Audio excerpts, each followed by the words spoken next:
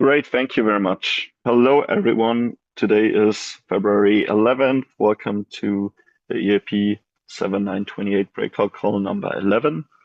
We have a quite light agenda today, I would say. Of course, I've said that earlier, said that before, and it wasn't that light, but today it looks like we only have 2 items and, of course, some client updates / DevNet updates. So let's directly get into it. I've posted the agenda into the chat so everyone can have a look. The first item would be, as usual, every 2 weeks, getting some updates on the optimizations at clients. We've just launched DevNet 2. It would be great to know from each client team which optimizations, parallel execution, parallel IO, and the parallel state route optimization, which of them is already implemented on DevNet 2 and which one can we already use for benchmarking. Maybe we can start with, let's start with Gav.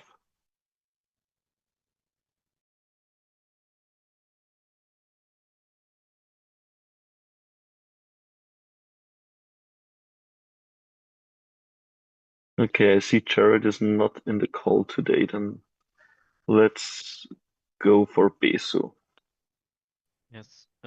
So all of the optimization are ready. We had some issue last week with the prefetch, but we fixed that. So for the moment, we have 2 branch, BAL-DevNet 2. So in BAL-DevNet 2, we have parallel execution, state route in background, and we have BAL-DevNet 2 with prefetch, where we have state route in background, parallel execution, and batch IO. So I asked Stefan to have 2 nodes like that with a different branch, just in case the prefetch can add some issues. But yeah, normally the 3 implementation are present. We have a first implementation of the prefetch, but Mirgi is working on another optimization in order to have maybe better performance with the prefetch. We'll see later. But yeah, for the moment we have everything and still trying to optimize more. Okay, this is great to hear. So Besu is essentially at the point where it's fully ready to be used for any kind of benchmarking. Of course, there might be further optimizations being rolled out, but in general, the optimizations are there, which is great to hear. Thank you. Let's continue with Ref.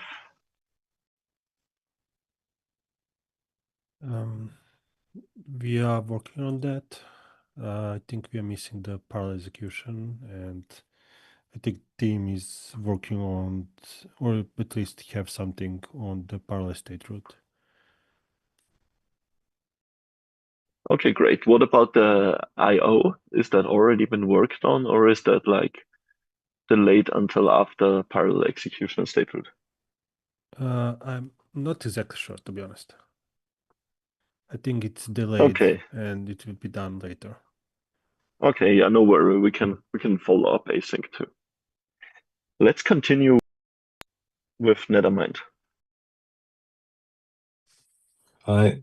So I'm working on the parallel execution at the moment, and it's progressing, but yeah, not all the tests are passing yet, so it's not ready for to run tests on yet.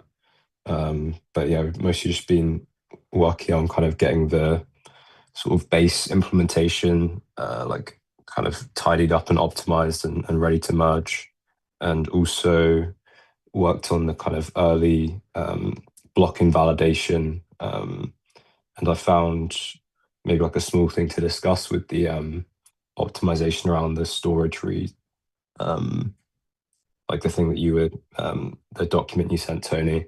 But yeah, maybe we could discuss that later. Okay, yeah. Let's discuss that later. It's on the agenda anyway, so we'll get to that. So just to summarize, you're working on the parallel execution, and batch IO and parallel state root will then follow afterwards.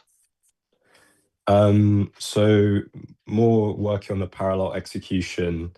The parallel state route is kind of implemented, but I can't really kind of test if it's fully working until everything's working.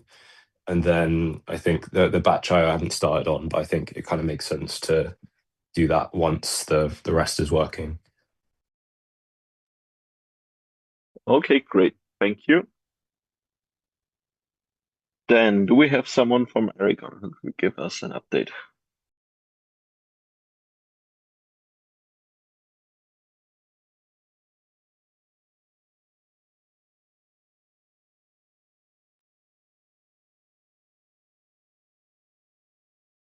If no one from Aragon is here, we can also follow up async. I think Jared arrived in the meantime. Jared, we were already talking about the client updates on the optimizations.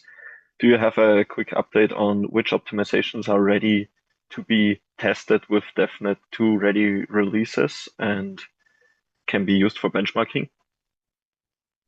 Oh, yeah, sure. Yeah, so I've implemented three like performance presets in Geth. So one of them is sequential like basically uh sequential execution and essentially how Geth executes blocks now, or how Geth would execute a block without a block that post Amsterdam that doesn't contain an access list. And then another one is we have parallel execution, parallel state root calculation, and then the async loading of state reported as accesses in the access list. And then there's also an option that's a variant of this, except disabling the batch IO is what it's being called. Uh, so all three of these presets are able to be enabled via flags. So I've been testing this on one of the nodes on the DevNet, and there seems to be some kind of issue because I've also coupled these changes with some fixes to the miner or to payload building, and there's some issue with block building that I'm still working to address right now. So yeah, that's kind of the update for Geth. Awesome, thanks a lot. This sounds like Beso and Geth are essentially ready to be used for benchmarking, and the other clients are also getting there, which is great to hear.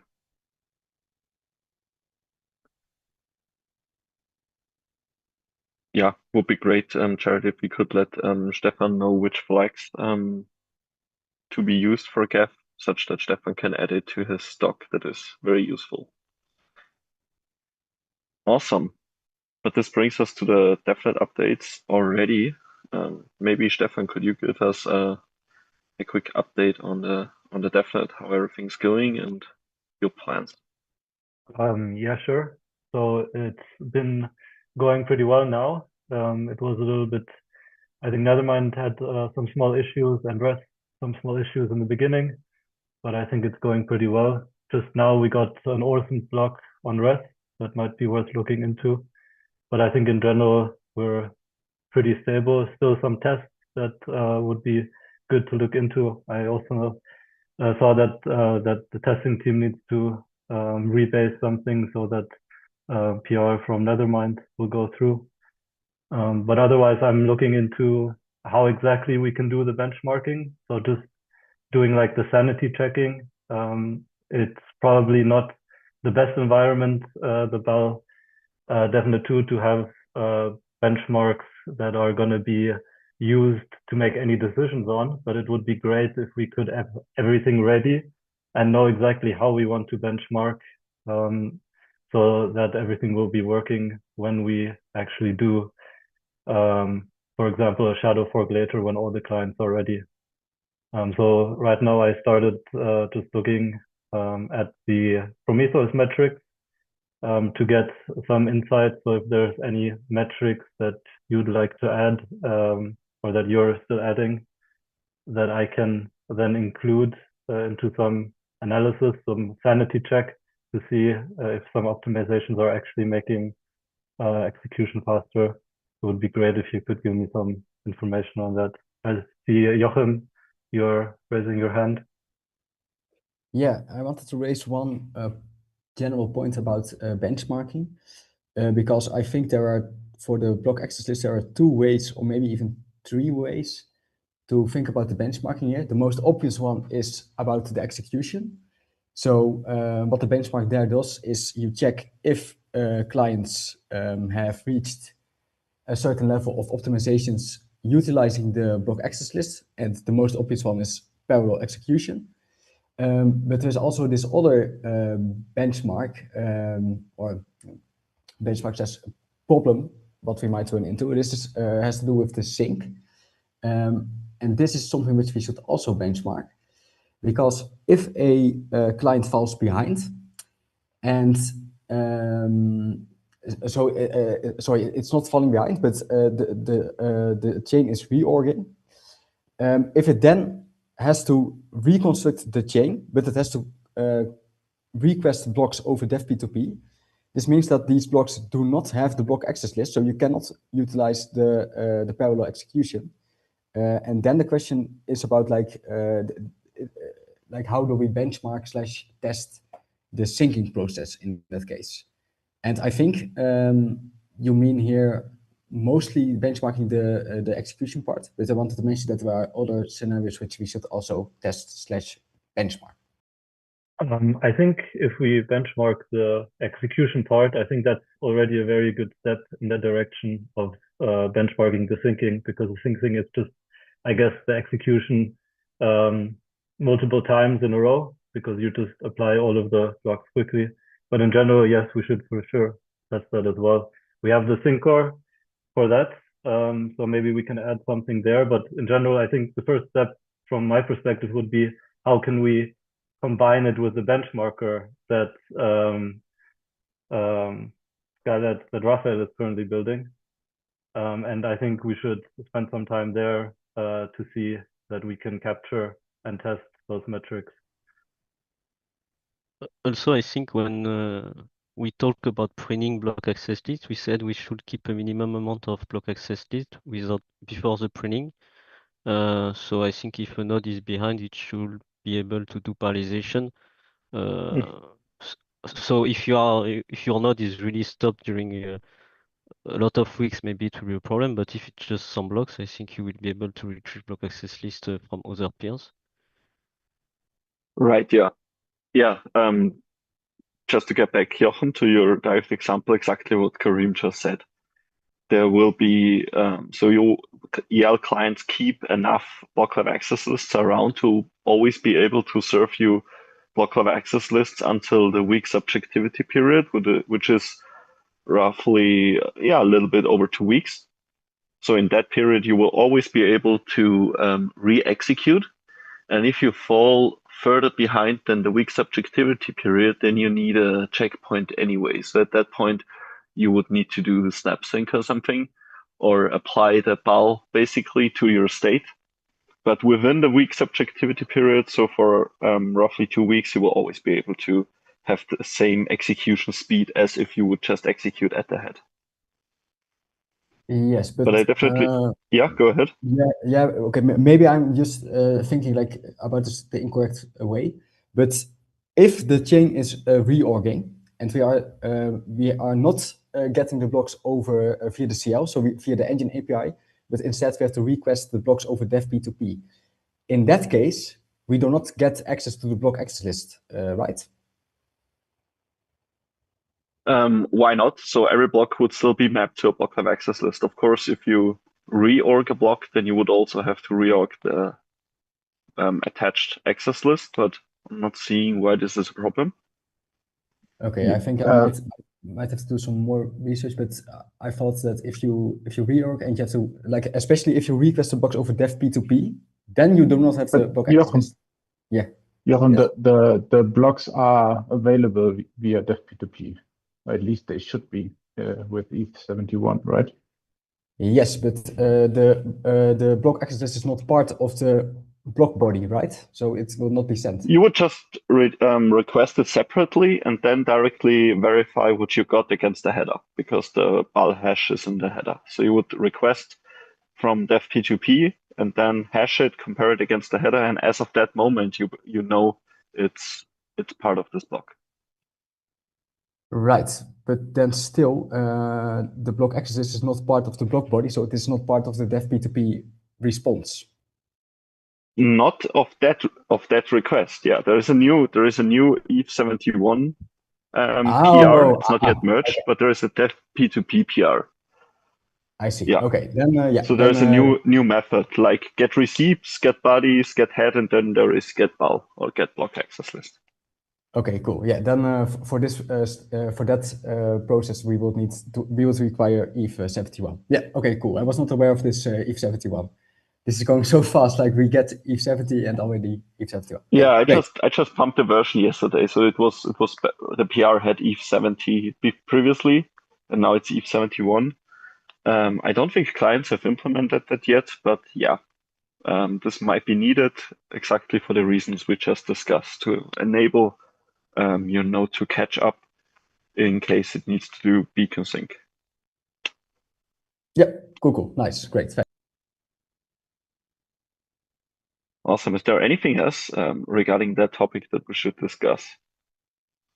I know the dev P2P spec is not yet merged, so I might want to get that merged soon so that clients can actually start implementing it and we have it at DevNet free.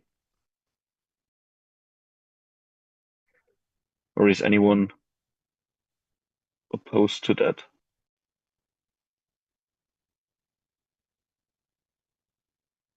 I guess this depends a little bit on the process, right? Because EIP-70 is not yet rolled out. So we might not be able to roll out EIP-71 in this case, but yeah, I will have to double check with the P2P people. Anything else on that topic?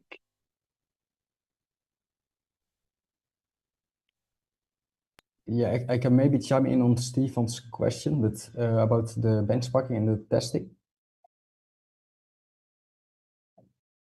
If that's yeah, okay. Please go ahead. Yeah. Yeah. So we have this the East benchmarking. So East benchmarks are basically just East tests being written, and we run these in the benchmarker. And this benchmarker is a tool where the output of this tool is how fast your blocks run. What we need for the block access list is we need to write benchmarks specifically for block access lists. And the reason for this is that currently most tests, they can already be run in parallel because transactions, they do not interact with each other. So we need to write specific tests which mean you have to optimize specific parts of your client in order to check that you are doing this optimization correctly.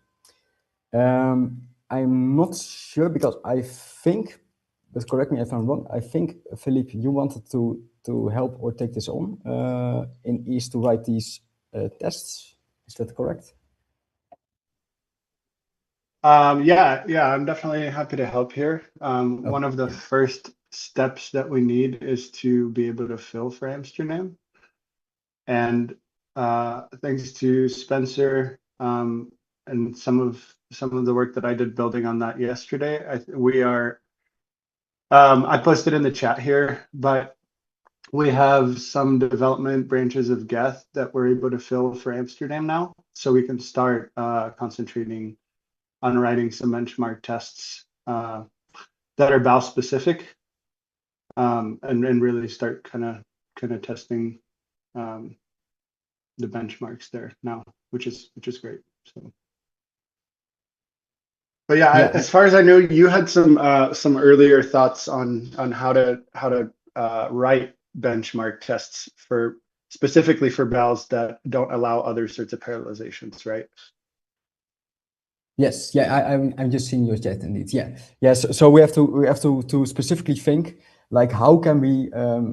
You can think of these tests in two ways. Like how can we write like very optimal block access list tests, which will then run like very nice, or how can we actually abuse the optimization system? And that's of course what we want to test and what we want to do, because we do not want to that clients implement like very greedy optimizations which can be abused.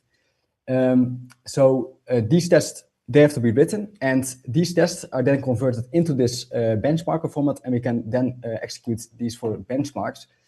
But for this, there is one thing I am not entirely getting, because this the benchmarker, what it does is it measures the time of the new payload and the fork choice updated.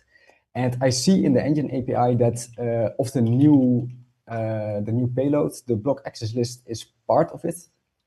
And I was slightly confused by this, but maybe I'm not anymore. No, that's actually right. You're correct, yeah. The PAL is in the execution payload. Yes, yeah, you are right. Yeah, that makes sense. What did I want to check here? Yes, so where are my notes? Yes, so there are three things, or maybe even four things here, what we need to benchmark and check. So as I said in previous discussions also, that there is this implicit part of this EIP that it unlocks, and it also somewhat makes it mandatory that clients implement these optimizations, and the most obvious one is the parallel execution. What we should do here is write benchmarks, which would normally perform like very bad on clients for these three optimizations. So we have parallel execution, we have the parallel state route calculation. So you don't have to execute transactions, you can just calculate the state route without executing anything. And of course the prefetcher. And for these prefetcher, the most obvious case will be like to access or to edit as many storage slots as possible. And there is one thing, this is why I got slightly confused, I think. Because I initially thought that we can easily benchmark this by providing clients with either the data which has the block access list and also the one where we don't have access to the block access list. But this is not possible because in the benchmarker, we execute the new payload and the fork choice updated, and we therefore always have the block access list available. But I also know that clients expose these optimizations via a flag. And I think that will be then the way to test this. So what we will do is we test the client configured without these optimizations and our client with these optimizations. And then the difference between these two, that should give an indication if the optimization is implemented correctly, if that makes sense. Yeah, exactly. This makes a lot of sense. Also, what you said about the test cases, that we should think about the three different parallelizations and have test cases individually crafted for each of those, makes a lot of sense. Yeah. thanks a lot for the update. Yeah, and there's one final comment I wanted to make. That's about the sync process. So we should also think a little bit like how are we going to test, because this is I think like very, very important. Because this reorg situation, we also need this in combination. Then we need to test this in combination with EIP-71, because in this case, without EIP-71, there is a situation where a client falls behind. It has to, or it doesn't really fall behind, but it has to reorg. But now it does not have access to these block access lists if you are not on EIP-71. So this means that block access lists implicitly also mandate that clients implement EIP-71. And we should also test this. And because Stefan, you just talked about this Syncor thing. I was not aware of this tool. But do you think we could integrate some kind of setup with Syncor and Benchmarker to also, well, benchmark the Syncor, if that makes sense? I'll have to get back to you on that. I'm not sure if those two tools are compatible. In general, Syncor just tries to do a checkpoint sync, but maybe we can have something running as well that can capture some benchmark during that time. Yeah. Okay. Yeah. So just to clarify, what we want to benchmark in the situation is like the reorg situation, that clients have to fetch these blocks over dev P2P, and therefore also have to fetch these block access lists over dev P2P. Because in this situation, if you do not fetch the block access list, then you cannot do the parallel execution. You also cannot do the statehood calculation without executing the transactions. And that just means that in the worst case situation, we have like a very bad performance impact.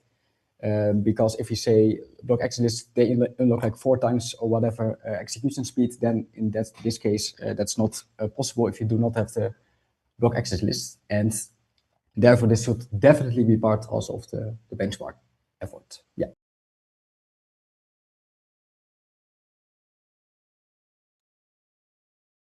Great. Yeah. Yeah, I think it's fair to assume that in any case, we always need to guarantee that the block of access lists are available for re-execution, at least within the week subjectivity period. But definitely worth to have that figured out. And yeah, as Stefan said, the sync call might be the right opportunity there to have a focused session on how to use BALs for syncing. I see there is a question in the chat.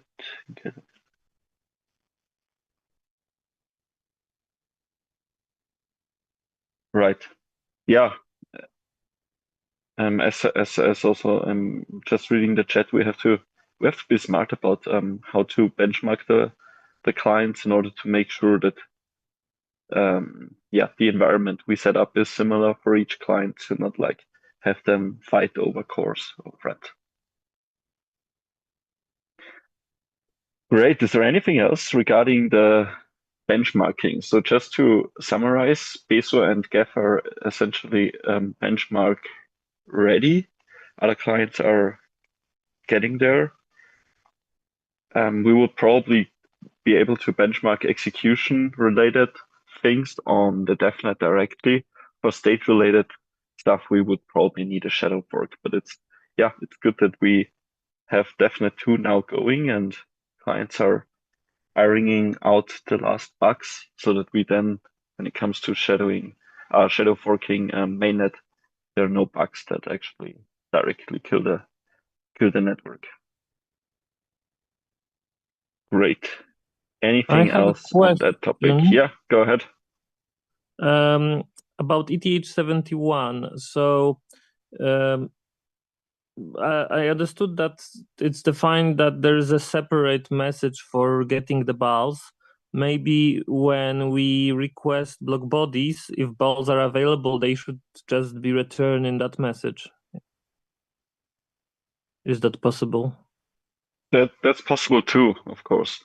I was more thinking it would probably be cleaner to keep them separate because they're not part of the EL block body, right? So it's actually conceptually, you would actually go into different databases, right?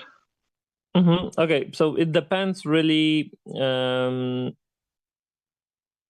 Yeah, to some extent you're right, but in case of implementing a pipeline that gets blocks and processes them, it's easier to have them just in one place, right? If they are available in one message, rather than, okay, those message already return a few blocks I want to process, but now I haven't got access list for them yet, so I'm kind of blocked here. It's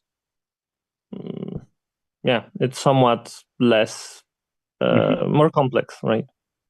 But that would be a bug, right? Because if someone provides you a block body but not an access list, this is like a weird situation. It's almost like It's a peer gives you a body but no receipt. Networking is unstable, right? So maybe Right. those packets got lost, maybe something, right? Right, but it would be essentially the same if the client doesn't provide you the receipts or something, right? Yes, to some extent, yes. So maybe it's not that big deal, but it will make implementations more complicated a bit. Not Okay, good maybe to know. not something to worry about too much, but fine. Yeah. Okay, yeah, thanks a lot. Good to know. Definitely chime in the dev P2P PR that I created. I can post it into the chat as soon as I find it. There's currently still some discussion about the PR, how to best proceed. I posted it into the chat now. So yeah, feel free to chime in there, voice your opinion.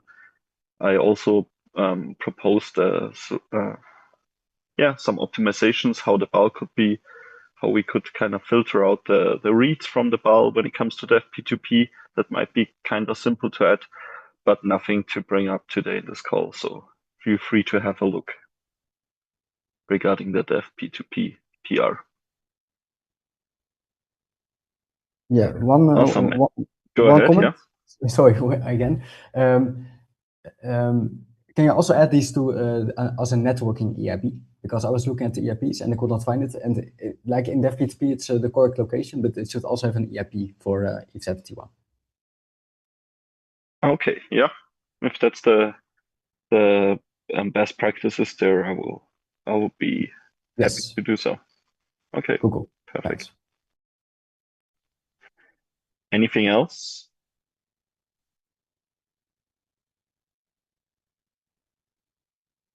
Otherwise, we would proceed with the next agenda item, which would be the early BAL rejection topics we discussed 2 weeks ago.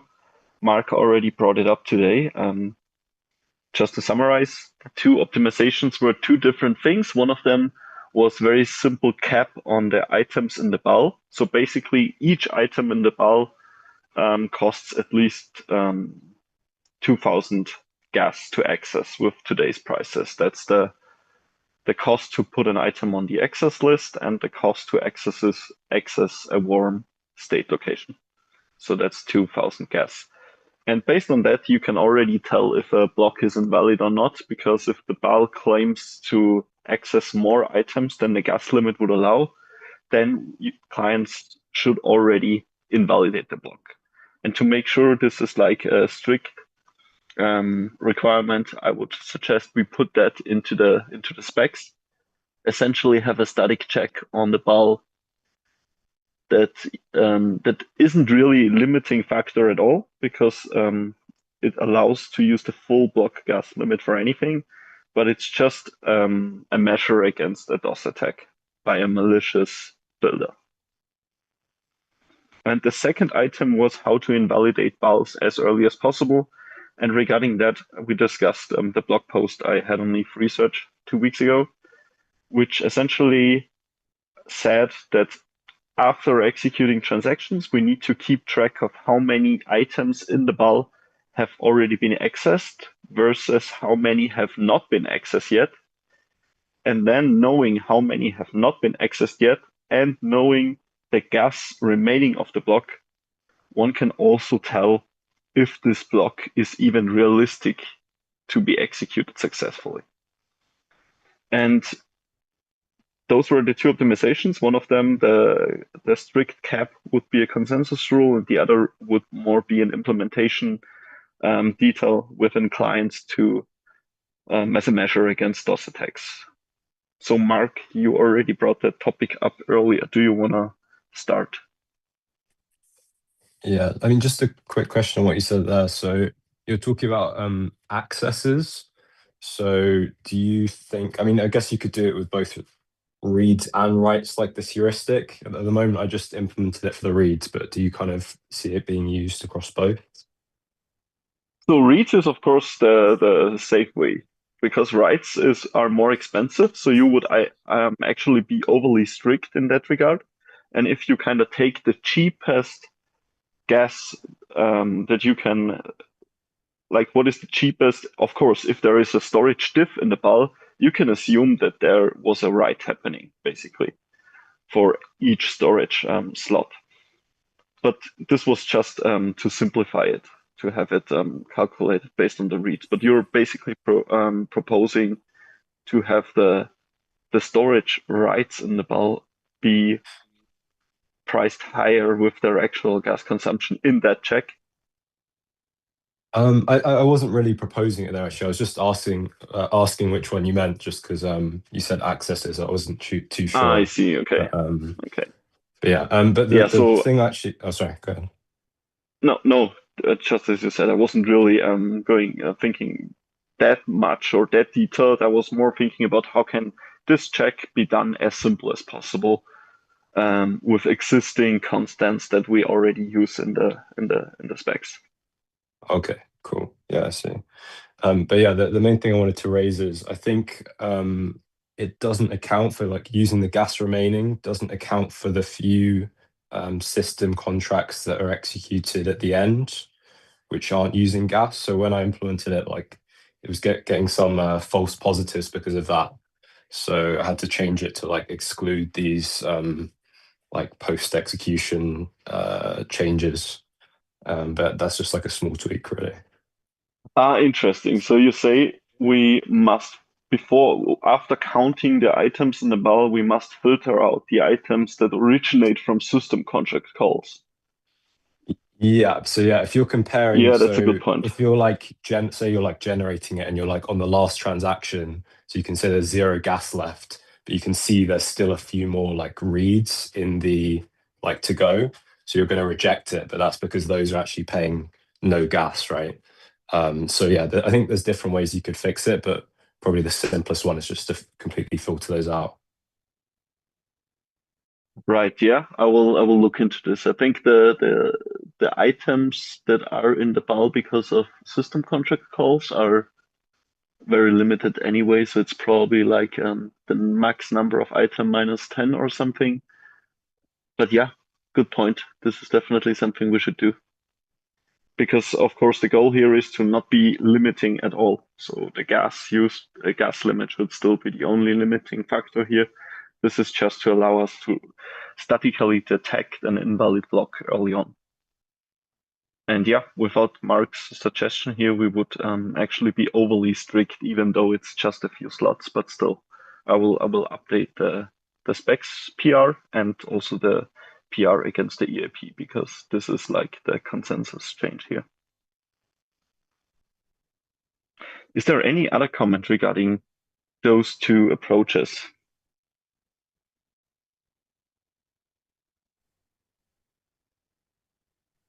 I just wanted to ask a question. You are saying we should do this check periodically. I'm not sure to understand why we cannot do that for each transaction. You could do it for each transaction too, yeah. I was just thinking like minimizing overhead. So you could do it like every 8 transactions, because if you have like 8 threads in theory, then 8 max size transaction would be parallelized, and only after the 8 transaction you actually get some meaningful result. This was my line of thought, but it might not make sense. So this is a client implementation choice, I guess. Okay. Yeah, just to clarify, one can do the check after each transaction. It shouldn't matter. You would even catch invalid blocks earlier.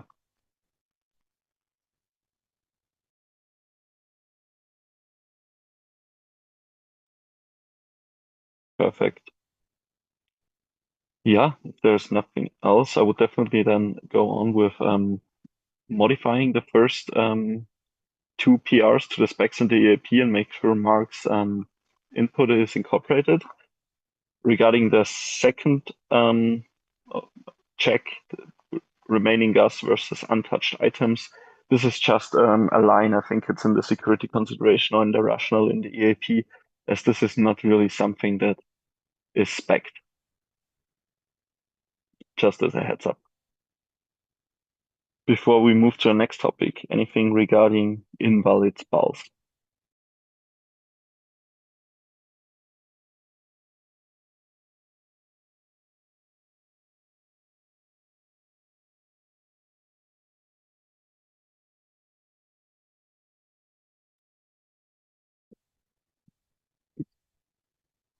Maybe just one more thing.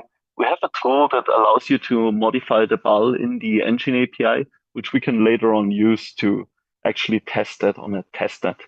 But I guess we don't need to test those things on a DevNet yet. So we can delay that invalid ball testing, I guess. As in theory, it should just work. We will then see on a testnet if it does. Of course, we could test it earlier, but not sure if it's worth it. Great. Yeah, happy to have it part of the benchmarking efforts too. Of course, this requires like passing a malicious ball to the EL. I'm not sure if we have the testing framework ready for that, but if it's possible, we should definitely do that. If it's not too much work. Yeah, I think Great, it's just yeah, go ahead. It's just adding it's just passing it like as a new payload, right? So that should work directly, I would say. Yeah, it's a malicious payload basically, where the ball is different from what the payload from the transaction what they actually access. Great. And then the last point I have on the agenda is regarding the JSON RPCs. I wanted to get a quick check if clients have already implemented the JSON RPC methods for DevNet 2. I saw Gav did already, but I wasn't sure about the other clients though. If clients could give me a quick update if the JSON RPC methods are actually implemented. For Bezo, normally it's implemented, yeah.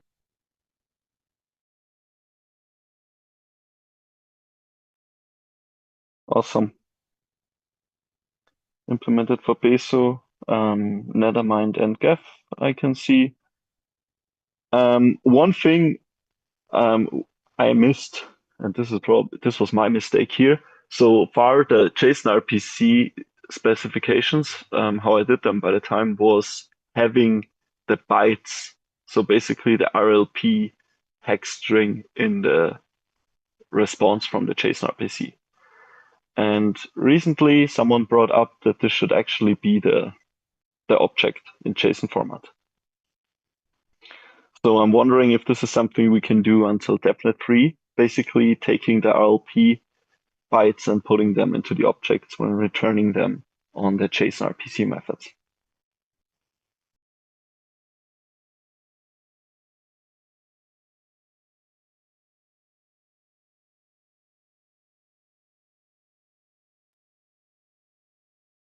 I saw Gav is right now returning the bytes as spec.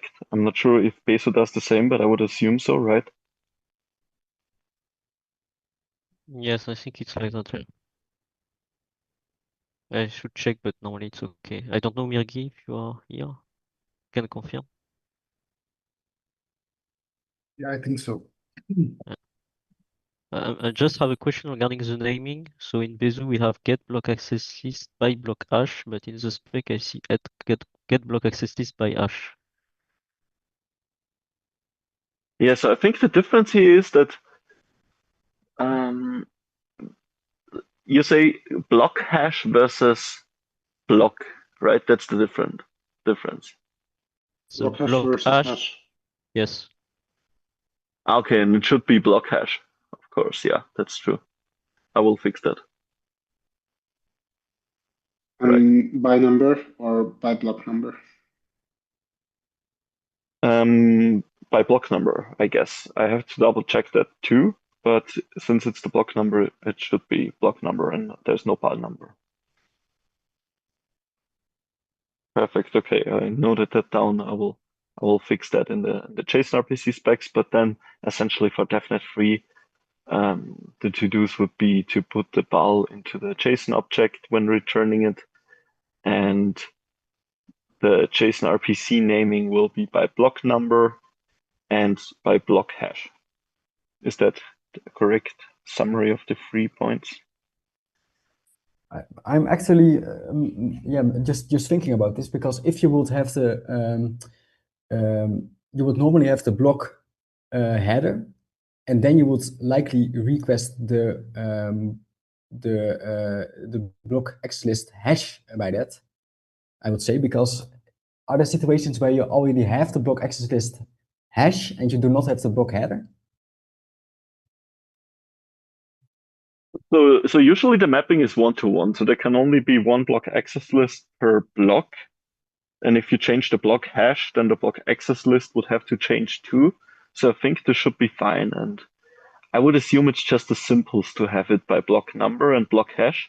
I'm of course open if clients want to change that to block access list hash and block access.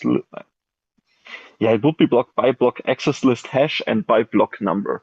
So this is like not super clean, and it feels like doing both by block number and block hash feels cleaner. Yeah, I think I agree. Yeah. Yeah, I'm just thinking, like, are there situations where where you have the block access list hash and you don't have the block like the block hash where this exists. So someone just gives you this block access hash, and you just want to have the contents of this, because then you would want to request if get block access list yeah, by hash, so meaning the block access list hash, not the block hash. Then you would want to have right, but I see the only way that you get the hash is by getting the header, and then you have the block hash too. That's right. Yeah. Yeah. Okay. I will just think about it some more. We can do this async. Yeah.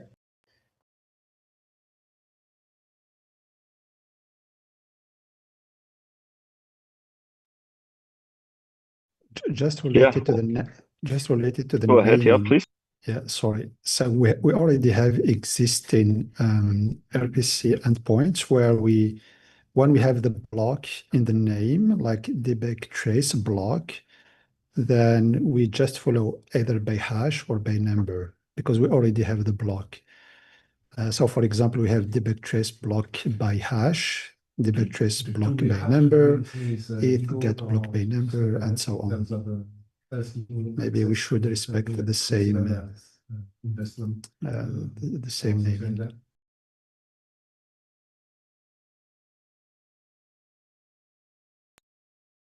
Okay, I see. So you would say we should have get block access list by hash and get block access list by number instead of by block hash and by block number.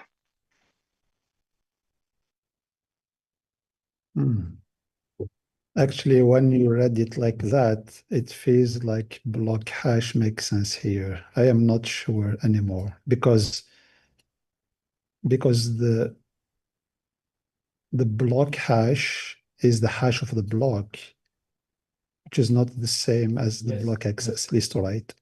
Because we can have actually, yeah, I agree. Maybe we should move that discussion actually as Barnaby proposes there implicitly. Barnabas, like move it into the RPC code, because this feels like, yeah, we should get it right. And I'm definitely not the right person to decide on that exactly. So what is the right naming there? And probably we just want to follow the best practices here. So yeah, please chime in the PR. I will post it into our chat here, into the agenda. Not in the agenda, in the chat. So please let me know what you think, and we can then figure that out async.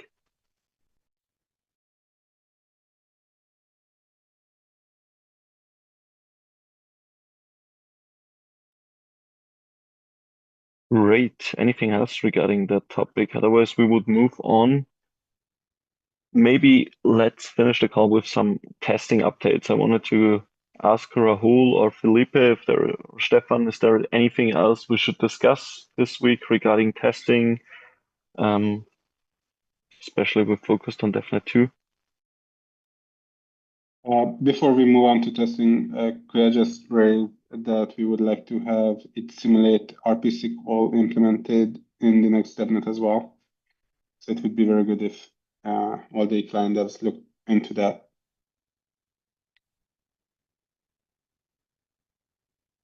Okay, perfect. So that was ETH simulate should be implemented in DevNet 3. Yeah.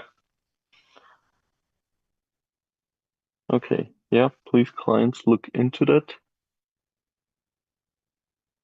And then is there any news regarding testing? Anything we should pay attention to? There's like a new test that tests for the EIP-7928 for historical block hash. That's in progress, so that's a new system contact that will be covered in the next release.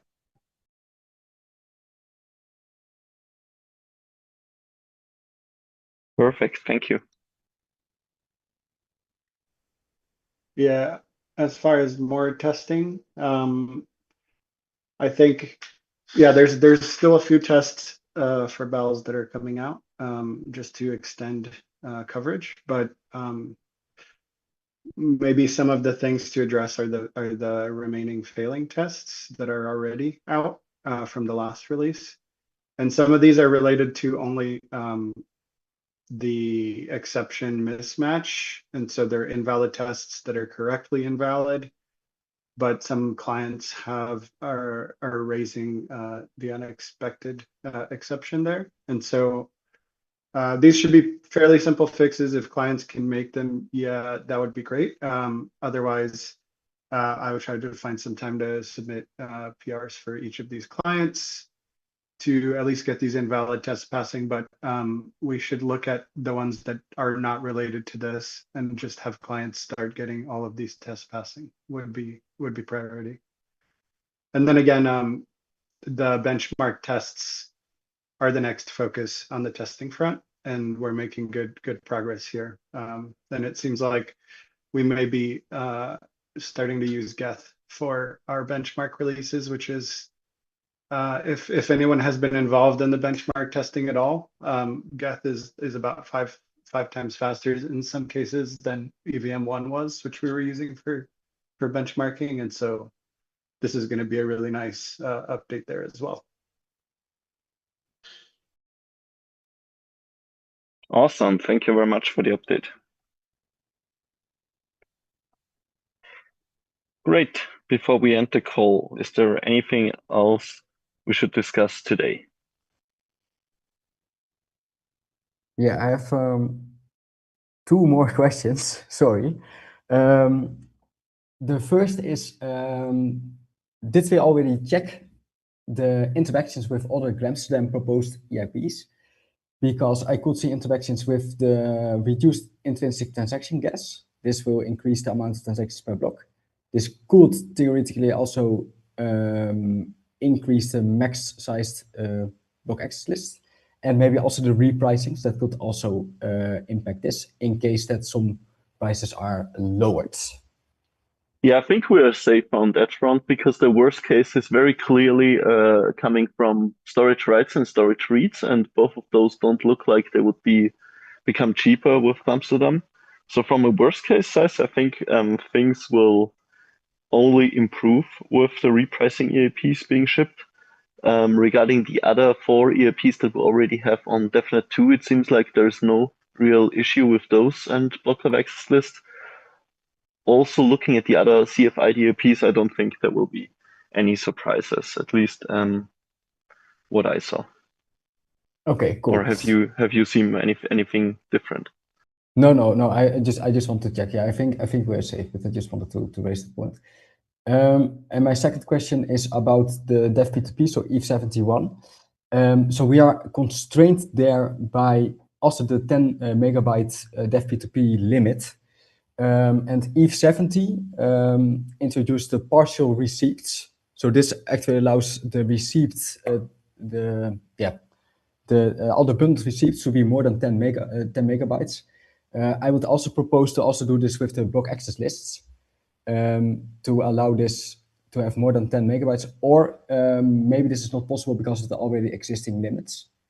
But just wanted to raise that in DevP2P we have this 10 megabyte limit, and we should figure out when this limit can be hit, or constrain this in the block that it is not allowed to create a block access list larger than some size. Yeah, I agree. To me, it feels like the simplest approach would be to do the same for block access list that we do for all the other objects in EIP-70, and then it should work. So then we are basically independent from the gas limit. The block access list size can just grow linearly in theory, and we would still be fine. Yeah, that sounds good. Okay, that were my points. Yeah.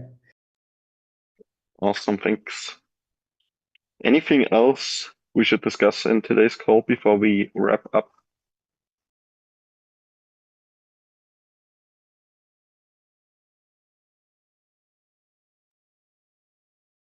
Right. Yeah, that's all we had on the agenda today. Next breakout call will take place in 2 weeks again. Thanks a lot to everyone, and see you in 2 weeks.